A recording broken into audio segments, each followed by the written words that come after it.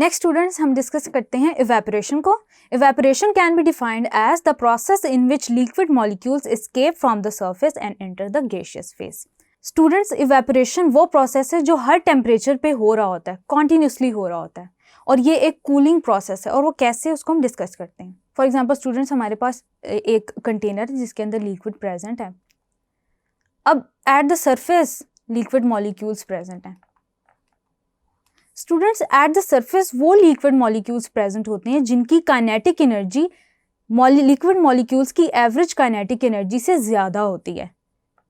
अब जब मैं ये कह रही हूँ कि काइनेटिक एनर्जी उनकी ज़्यादा होती है देन एवरेज काइनेटिक एनर्जी, उसका मतलब ये होता है कि उनके इर्द गिर्द जो इंटरमॉलिक्यूलर फोर्सेस होती हैं वो वीक हो चुकी होती हैं। यानी कि इन अदर वर्ड्स मैं ये कह सकती हूँ कि they have overcome the intermolecular attractions, यानी कि वो इंटरमॉलिक्यूलर फोर्सेस के इन्फ्लुएंस में नहीं होते। एज अ रिजल्ट होता क्या है कि जब वो इंटरमॉलिक्यूलर अट्रैक्शन से ओवरकम कर लेते हैं तो वो वेपर्स में कन्वर्ट हो जाते हैं, यानी कि गैसियस फेज में चले जाते हैं, और इस प्रोसेस को हम बोलते हैं इवेपोरेशन।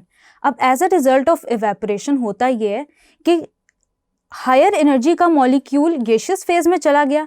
एज अ रिजल्ट ये होता है कि पीछे वो मॉलिक्यूल्स रह जाते हैं जिनकी एनर्जी कम है एज कम्पेयर टू दैट जो गैसियस फेज में प्रेजेंट है।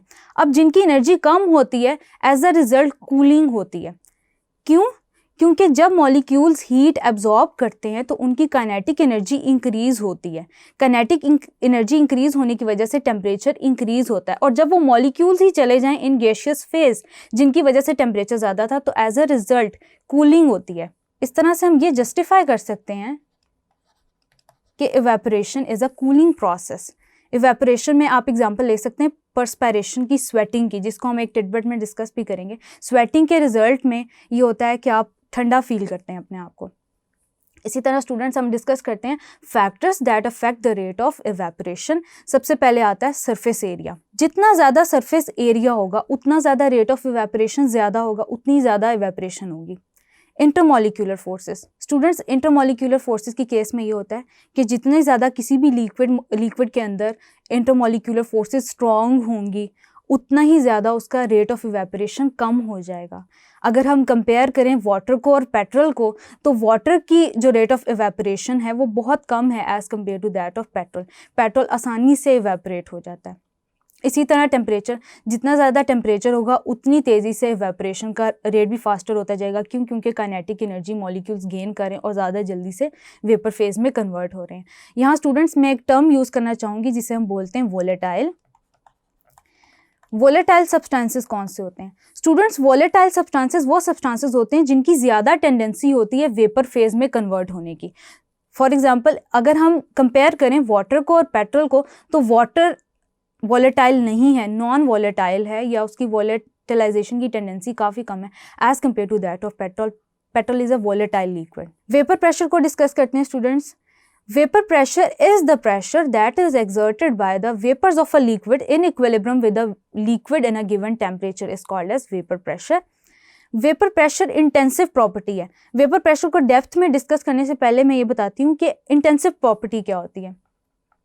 स्टूडेंट्स, कोई भी प्रॉपर्टी इंटेंसिव उस वक्त कहलाती है जब वो अमाउंट ऑफ सब्सटेंस पे डिपेंड नहीं कर रही होती, यानी कि इररिस्पेक्टिव के कितनी अमाउंट प्रेजेंट है, कितना मैटर की अमाउंट प्रेजेंट है, नहीं प्रेजेंट है, ये एग्जिस्ट करती है, ये डिपेंड नहीं करती अमाउंट ऑफ सब्सटेंस पे।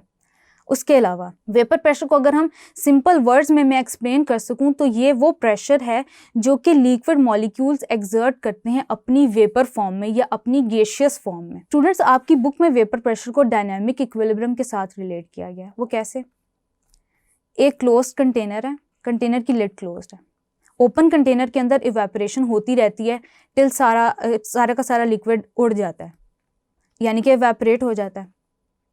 जब क्लोज्ड कंटेनर होता है, क्लोज लिड का कंटेनर होता है, तो उसमें इवेपोरेशन हो रही होती है। स्टार्ट में ये होता है कि इवेपोरेशन का रेट ज़रा स्लो होता है। लिक्विड मॉलिक्यूल्स एनर्जी गेन करते हैं, वेपर फेज में जाते हैं, वेपर फेज में जाते हैं और लिड पे अकोमुलेट होने लगते हैं। अब एक पॉइंट स्टूडेंट्स ऐसा आता है कि जब लिड पे अकोमुलेशन ज़्यादा हो जाती है, ज़्यादा कंसनट्रेटेड हो जाते हैं वेपर्स, अब जब वेपर ज़्यादा अकोमुलेट हो जाते हैं तो एक पॉइंट ऐसा भी आता है कि वो एनर्जी जो गेन करके लिक्विड वेपर फेज में कन्वर्ट हुआ था वो एनर्जी लूज़ करना शुरू कर देते हैं। अब जब वो एनर्जी लूज़ करेंगे तो लिक्विड मॉलिक्यूल्स दोबारा से लिक्विड फेज में चले जाएंगे, यानी कि अपनी गैसियस फेज से जो लिक्विड मॉलिक्यूल्स यहाँ पे अकोमुलेट हुए हैं वो वापस लिक्विड फेज में चले जाएंगे, यानी कि कंडेंस हो जाएंगे। रेट ऑफ इवेपोरेशन ज़्यादा होगा तो रेट ऑफ कंडेंसेशन भी ज़्यादा होता चला जाएगा। ये इक्वल पेस पे हो रहे होते हैं, और वो पॉइंट जिस पे रेट ऑफ इवेपोरेशन इक्वल हो जाता है रेट ऑफ कंडेंसेशन के साथ, उस स्टेट को हम डायनामिक इक्विलिब्रियम बोलते हैं। Dynamic equilibrium. अब students, according to the definition, dynamic equilibrium पे वेपर्स ऑफ द लिक्विड जो प्रेशर एक्सर्ट कर रहे होते हैं लिक्विड के साथ, उसको हम वेपर प्रेशर कहते हैं। वेपर प्रेशर भी दो फैक्टर्स पे डिपेंड करता है, that is intermolecular forces and temperature. जितनी ज़्यादा इंटरमॉलिक्यूलर फोर्सेस स्ट्रॉन्ग होती हैं उतना ही ज़्यादा वेपर प्रेशर किसी भी लिक्विड का कम होता है।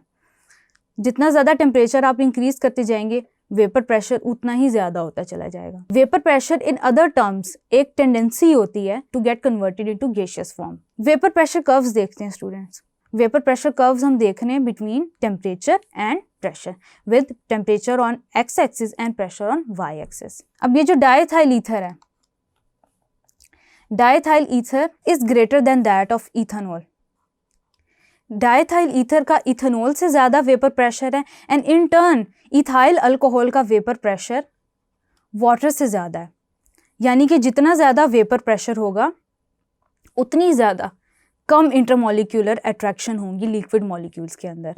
डायथाइल ईथर के अंदर इंटरमॉलिक्यूलर अट्रैक्शंस कम है, इंटरमॉलिक्यूलर फोर्सेस कम है, इसलिए उसका वेपर प्रेशर ज़्यादा है as compare to that of ethyl alcohol and water.